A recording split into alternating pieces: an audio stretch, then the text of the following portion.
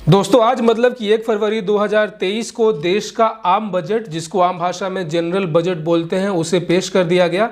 देश की finance minister Mrs Nirmala Sitharaman के द्वारा लोकसभा के अंदर, और उसके साथ ही जो कयास लगाए जा रहे थे बैंकों के प्राइवेटाइजेशन को लेकर, वहाँ पे दोस्तों फिलहाल अभी यहाँ पे विराम लग चुका है। क्योंकि जिस तरीके से 2021 का जो बजट था, जनरल बजट, जिसमें उस समय भी वित्त मंत्री निर्मला सीतारमन ने थी, और उन्होंने उस बजट में काफ़ी एक अहम बात कही थी, जिसके बाद जो है लोगों की बहुत सारी अलग अलग प्रक्रियाएं आई थी। जिस तरीके से सरकार जो है सरकारी कंपनियों का निजीकरण कर रही है, अलग अलग कंपनीज़ को जो है सेल आउट कर रही है, उन सभी के बीच में जहां पे 2021 के बजट में निर्मला सीतारमन के द्वारा ये कहा जाना कि सरकार की ये मंशा है, सरकार की ये कोशिश है कि अगले फाइनेंशियल ईयर तक देश के 3 पब्लिक सेक्टर यूनिट बैंक, मतलब कि 3 सरकारी बैंक और एक जनरल इंश्योरेंस कंपनी को जो है हम प्राइवेटाइज करने जा रहे हैं। उसके बाद ही जो है लोग अलग अलग कयास लगा रहे थे। नीति आयोग की बैठक चली, अलग अलग नाम सुझाए गए और जहां पे शॉर्ट लिस्ट किए गए थे। हालांकि कुछ बैंक जिसमें Indian overseas bank, bank of Maharashtra, central bank of India, इन तीनों बैंकों का नाम जो है सबसे ऊपर था। और उसके बाद जो है काफ़ी उत्सुकता थी सभी लोगों को कि सरकार का आगे क्या कदम होने वाला है ये प्राइवेटाइजेशन को लेकर। लेकिन 2021 के बाद अगला बजट 2022 में आ गया, वहाँ पे भी इसको लेकर कुछ नहीं कहा गया। और चूंकि 2023 का ये बजट जो है काफ़ी खास था, क्योंकि ये इस गवर्नमेंट का लास्ट बजट है। अब अगला जो बजट होगा वो अगले चुनी हुई सरकार के द्वारा किया जाएगा। ऑफकोर्स 2024 में चुनाव है, और 2024 में चुनाव है तो कहीं ना कहीं सरकार भी जो है अपना एक सेफ साइड लेकर चल रही है। और कहीं ना कहीं उसी का ये रिजल्ट है कि इस बजट में निजीकरण को जो है बिल्कुल भी शामिल नहीं किया गया है। प्राइवेटाइजेशन, निजीकरण, डिसइन्वेस्टमेंट, ऐसे तमाम वर्ड्स जो कि 2021 के आम बजट में काफ़ी हाईलाइट हुए थे, उन वर्ड्स को बिल्कुल ही इसमें शामिल नहीं किया गया है, काफ़ी दूर रखा गया है। जाहिर सी बात है सरकार नहीं चाहती है कि आने वाले चुनाव में आने वाले साल में ऑफकोर्स 2024 का लोकसभा चुनाव है, और साथ ही साथ उससे पहले बहुत सारे अलग अलग राज्यों में भी चुनाव होने हैं। और पिछले अगर चुनाव का जो एक देखा जाए, परसेंटेज देखा जाए, तो कहीं ना कहीं थोड़ा सा डिसअपॉइंटिंग मोमेंट था बीजेपी के लिए।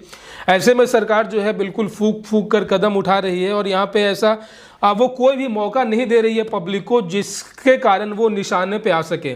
ऑलरेडी देश में बढ़ती हुई बेरोजगारी बहुत बड़ा मुद्दा है, महंगाई बहुत बड़ा मुद्दा है, और वैसे में अगर युवाओं का जो एक मुख्य रोजगार का साधन है गवर्नमेंट जॉब, सरकारी नौकरी, अगर ये भी छीनने का काम किया गया तो कहीं ना कहीं जो है इसका नुकसान जो है आगामी चुनाव में उठाना पड़ सकता है।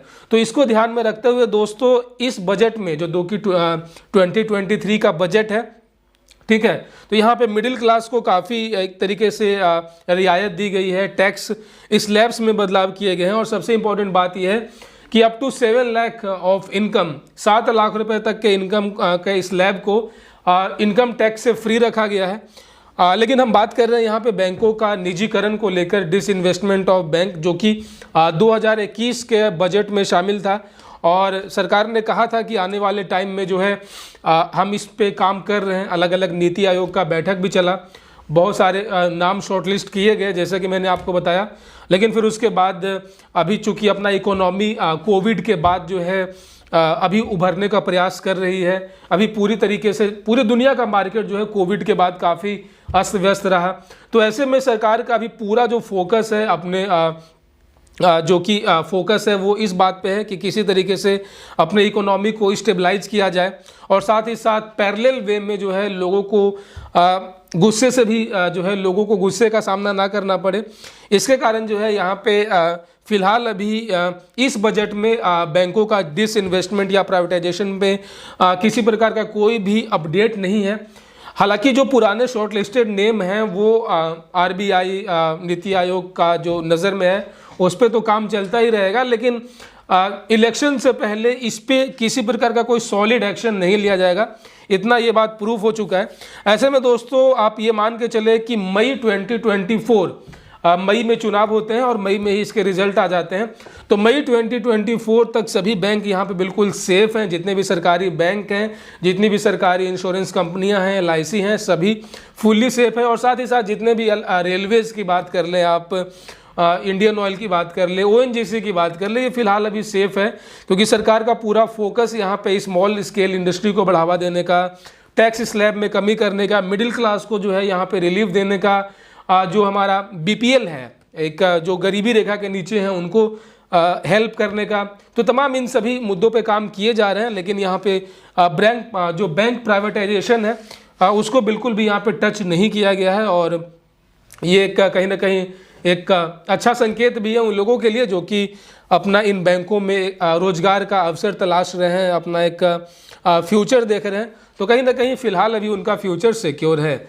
आशा और उम्मीद करता हूं दोस्तों आज के इस वीडियो से आज का जो ये बजट है जो कि आज ऑफ कोर्स जारी किया गया है, उसके अंदर जो एक बैंक का प्राइवेटाइजेशन का जो आपके मन में सवाल था आप वो समझ पाए होंगे। और ऐसे ही बैंकिंग और जनरल बैंकिंग इन्फॉर्मेशंस के लिए आप हमारे banking YouTube channel everyday banking को सब्सक्राइब कर लीजिएगा, नोटिफिकेशन बेल ऑन कर लीजिएगा, ताकि अगली बार जब मैं कोई नया और लेटेस्ट वीडियो लेकर आऊँ तो आप उसे मिस ना कर सकें। अपना बहुत सारा ख्याल रखिएगा। जय हिंद दोस्तों।